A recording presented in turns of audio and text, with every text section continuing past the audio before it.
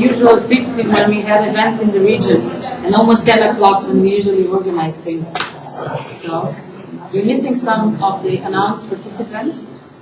Altogether we should be around 50, but I guess they will join us a bit later. So thank you all of us for joining today's workshop and for the actually big interest that we have had in our events. But let me welcome you, but also have a little bit of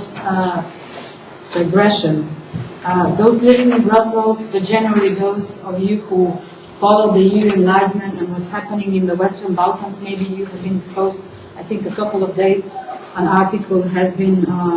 written on the so-called Reflection Group report, which is a so-called wise men group of European formal leaders, decision makers, academicians, etc., who are working on something called Project Europe 2030, basically looking what the Europe would look like in about 20 years. And to my surprise, actually, one of the first interview, the insights, because the report is just being released these days and it's going to be discussed at the top level of EU decision makers. One of the first interview of one of the members of the group was about importance of EU enlargement, which is a bit surprising for us in the region because we are always told, yeah, enlargement is not, Europe is not busy with itself, the enlargement is not really on top of our priorities, etc., etc. So for me, this was kind of a big surprise, but a kind of positive one. Moreover, the report allegedly states that 2014, so within 14 years, this would be the accession deadline for our countries, which is, I think, quite ambitious, but good because they felt that this historically marks the 100 years of the beginning of First World War, which was finished in Sarajevo in Bosnia, with the events that happened. And secondly, important for maybe this workshop and the group of people here, that the report also talks about, in the context of enlargement, the importance of strengthening the agents of change such as civil society organization. Now, coming from this discussion, this reflection, our today's workshop, because a lot of you joined us in our first policy workshop in September of last year, builds on that and the work of our network that has been done then. And at that workshop, if you remember, if you recall, what we wanted to do or deliver was to bring the view of local organizations, the local actors, in terms of the support on the work they are doing, especially in the context of EU enlargement. And looking at the presence and the attendance and the confirmation that we had for this second workshop, it seems that this is the right format to engage, especially with the EU stakeholders, both the EU institutions, but also our colleagues from the networks and other institutions working in Brussels on the same issues, EU enlargement, reform process in the Western Balkan countries. Let me just shortly also say what our network is about. Our network is now a registered formal network which brings together 13 local civil society development organizations. And what brings us together as a network, we also cover Western Balkan, but also we have members from so-called new member states such as Slovenia, Bulgaria, and Romania. What brings us together as a group of organizations, individuals, colleagues, people who want to change things for the better and reform our countries, is that we want to communicate with each other, we want to cooperate, and we want to coordinate our activities on joint issues. And especially the role of the network and my job every day is to find synergies of what we can do together on these joint issues that each of our member organizations works on the ground, on national, local level, regional level, whatever it is. Coming back to the reflection group that I mentioned message, it was very positive. It was very positive for our governments, but it was also kind of positive for me, at least personally, for what we do, and I think for our network, what we do. Probably most of you know that about 3 years ago, in the enlargement strategy paper on 2007-2008, it was the first time that the European Commission mentioned civil society development and civil dialogue as a reform priority, a regional reform priority for our countries to accede to the Union. It was made part of the political criteria. Later on, the so-called civil society facility, which was a funding arm of the IPA assistance, was announced, which was supposed to fund fulfillment of this priority, so support to civil society development and civil dialogue. We all know that there were big expectations from both sides of the European Union institutions, but especially from us local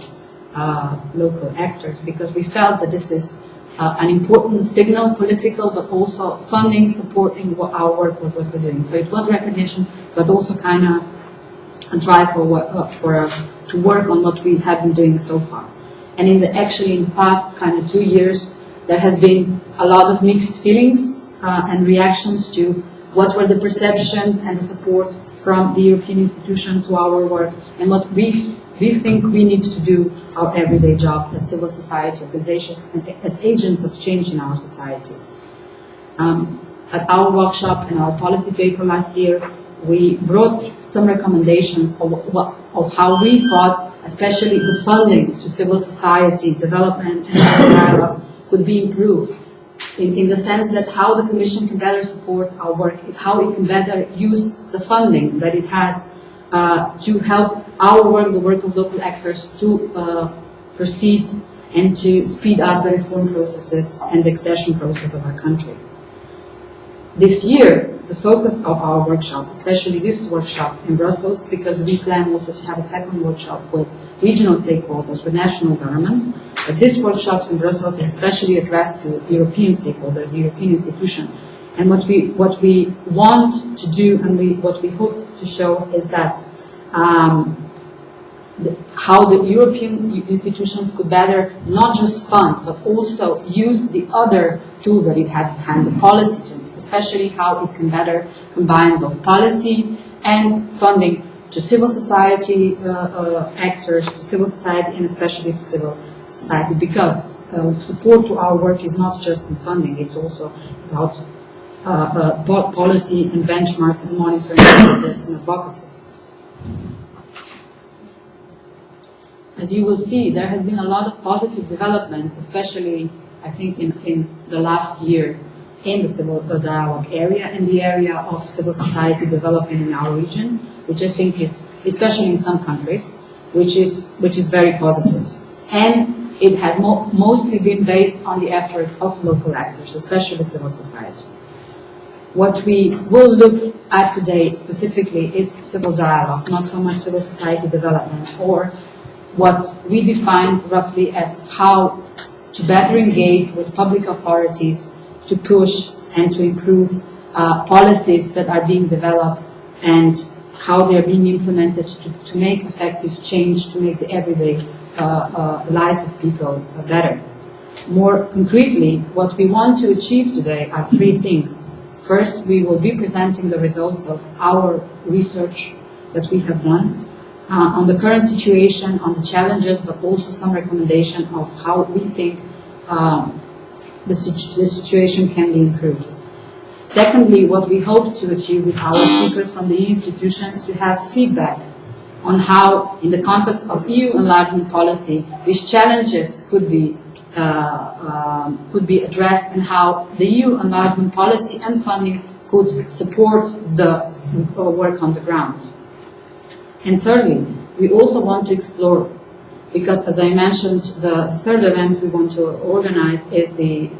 regional workshop with national stakeholders, with regional stakeholders. So what we thirdly want to achieve today is to also look at the issue of how regional stakeholders, both intergovernmental forums, supporters, civil society organizations, and national governments could improve and speed up the implementation in the context or in the area of development and functioning of civil dialogue, both at regional but also national level. And this is why the title of this workshop is The Missing Link. We want to see whether the civil dialogue, the development and functioning of civil dialogue is really the missing link that could help improve the reform processes in our countries and fulfillment of the keys and the benchmark for accession of a country. And also whether regional cooperation and cross-border cooperation, bilateral cooperation, cross-sectoral cooperation